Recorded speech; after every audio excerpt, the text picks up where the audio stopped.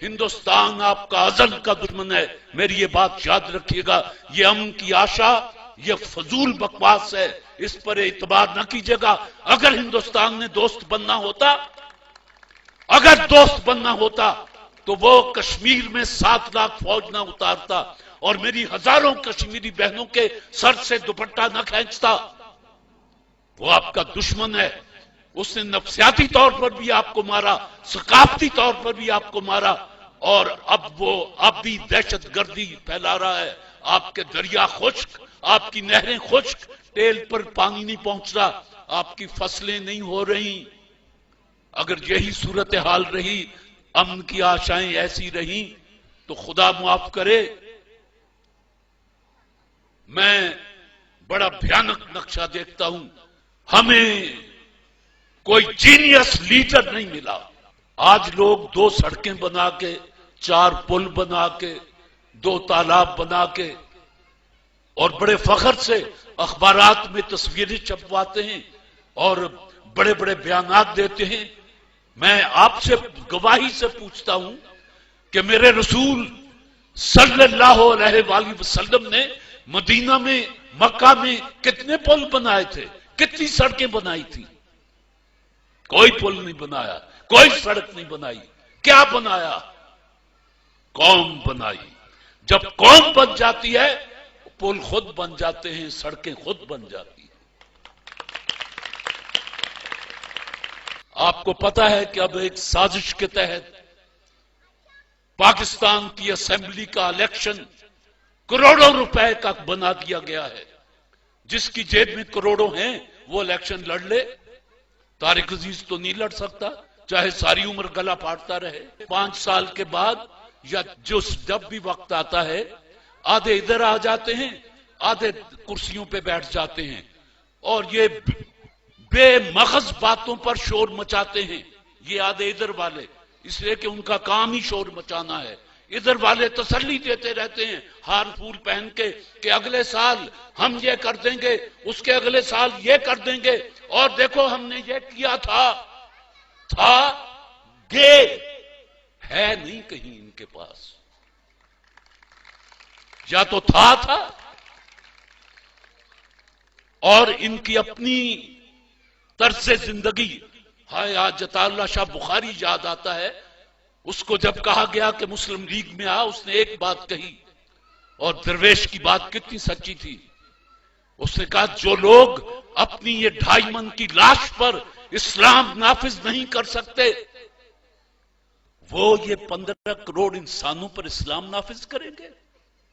یہ عطا اللہ شاہ بخاری مرحوم ملتان میں آسودہ خاک ہیں، یہ ان کا کہا ہوا فقرہ ہے۔ میرے رسول صلی اللہ علیہ وآلہ وسلم نے ایک ارشاد فرمایا تھا، یہ حدیث نبوی ہے کہ دیکھو اپنے درمیان طبقات پیدا نہ ہونے دینا ورنہ تباہ ہو جاؤ گے۔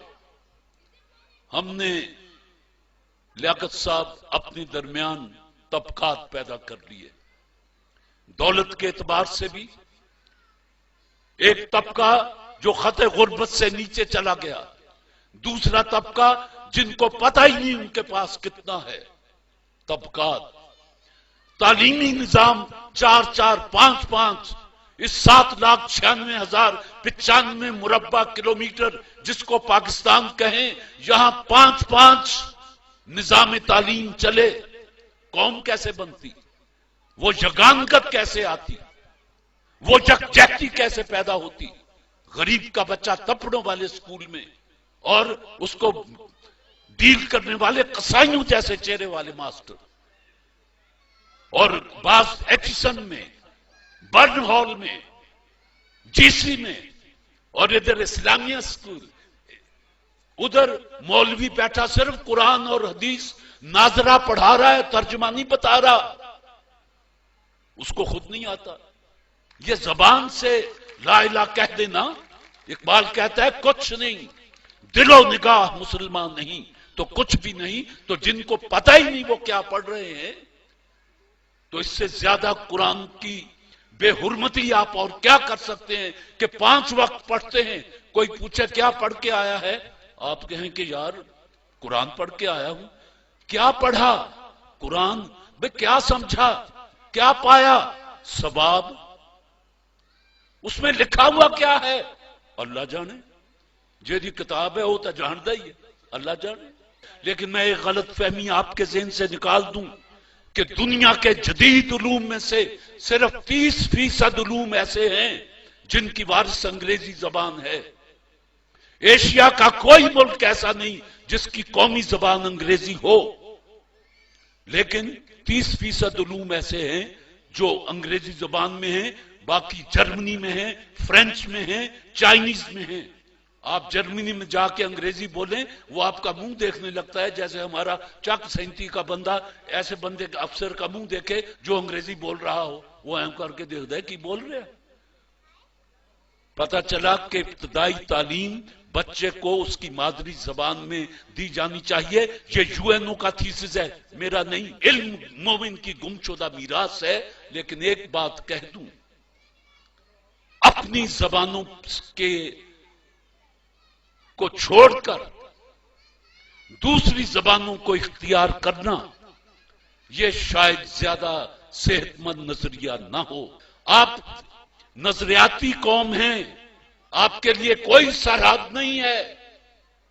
جہاں آپ نے زمین پہ پیشانی رکھ دی وہی مسجد بن گئی.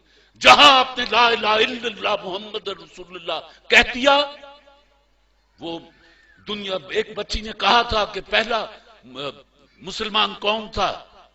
پاکستان اس دن ہی بن گیا تھا جس دن ہندوستان میں پہلا شخص مسلمان ہوا تھا.